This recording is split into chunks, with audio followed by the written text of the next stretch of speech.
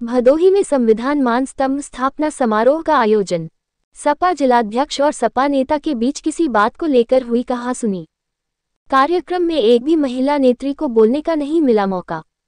भदोही जनपद के ज्ञानपुर में स्थित एक प्रतिष्ठान में समाजवादी पार्टी के तरफ संविधान मान स्तंभ स्थापना समारोह का आयोजन किया गया, जहां समारोह में मुख्य अतिथि के रूप में समाजवादी पार्टी के प्रदेश अध्यक्ष श्याम लाल पाल रहे।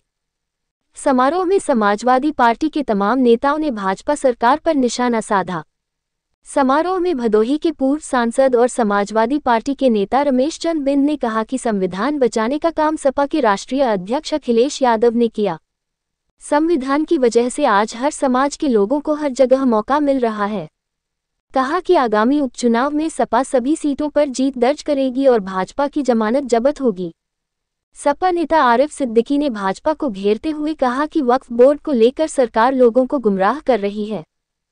वक्फ बोर्ड ऐसी संपत्ति है जिसे लोग दान करके वक्फ करते हैं, जबकि भाजपा सरकार इस पर राजनीति कर रही है।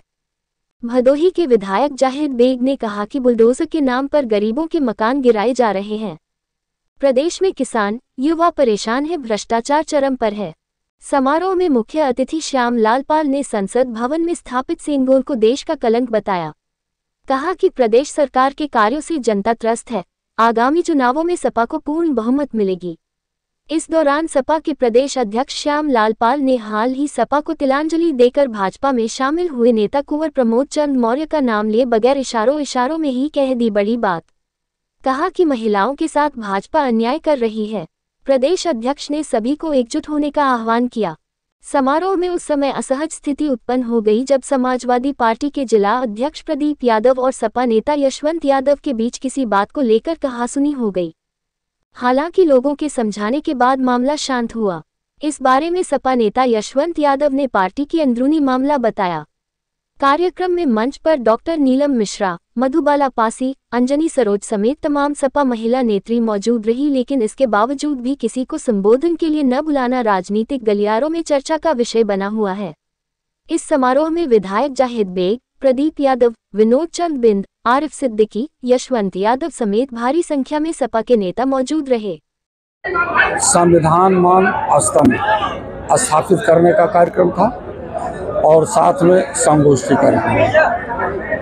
और संविधान मान स्तंभ स्थापित करने का काम जो भारतीय संविधान में उल्लिखित अधिकार हैं, पिछड़ों के लिए 340 अनुच्छेद, अनुसूचित जाति के लिए 341 अनुच्छेद और अनुसूचित जनजाति के लिए 342 अनुच्छेद है। इनमें जो ओबीसी, एससी, एसटी के लिए आरक्षण की व्यवस्था थी, देश की सरकार तमाम सारी संस्थाओं को बेच करके वो पूंजीपतियों के हाथ में कर दिया और यहाँ का नौजवान पढ़ लिख करके कंपटीशन की तैयारी करके वो नौकरी करने के लिए, रोजगार करने के लिए कहाँ जाएगा। और जो कुछ बचे कुछ संस्थाएं हैं, उन संस्थाओं के लिए जब वैकेंसीज आती है तो वो वैकेंसीज के लिए कंपटीशन देने के लिए बच्चा जब परीक्षा देने के लिए आता है, तो आज तक कम से कम बीजेपी के सरकार में 10 साल के शासनकाल में, 11 साल के शासनकाल में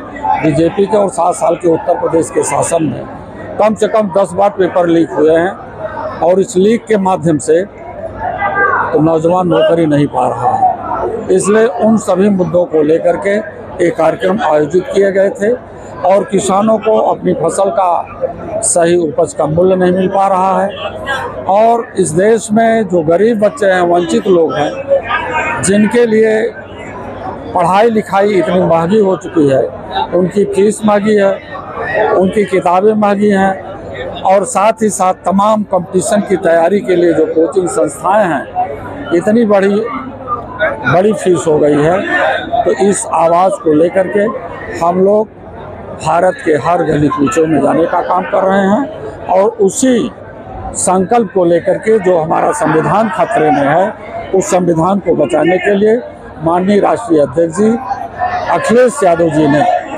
वो पूरे देश में कार्यक्रम चला रहे हैं और हम लोग उनके सिपाही हैं और उस कार्यक्रम को सही अंजाम देने का प्रयास कर रहे हैं। जो विधानसभा का उपचुनाव होने जा रहा है, उसमें अवधेश प्रसाद जी जिस सीट से जीते हैं, विधानसभा खाली हुई है, उसकी जिम्मेदारी योगी आदित्यनाथ ने ली है और जो डिप्टी सीएम है उन लोगों को भी अलग अलग सीटों की जिम्मेदारी मिली है। क्या कहेंगे?